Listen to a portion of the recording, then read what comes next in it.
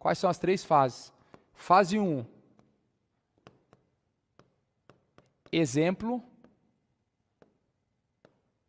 de terceiros. Exemplos de terceiro. A primeira fase é trazer um exemplo de terceiro. Por quê? Lembra que eu te falei que o ser humano ele é egoísta? Ele está muito mais preocupado com a sua própria dor de barriga do que com a fome na África? O ser humano ele é egoísta. E quando você fala, a minha história é essa, automaticamente o cérebro faz assim, fechou.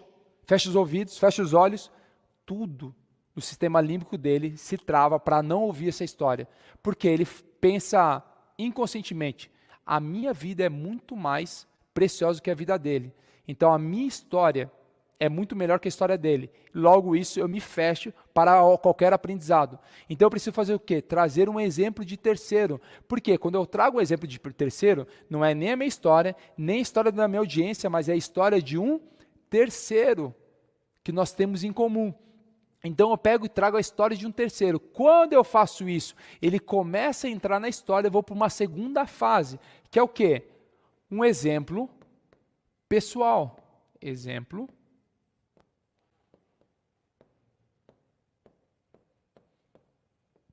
Um exemplo pessoal.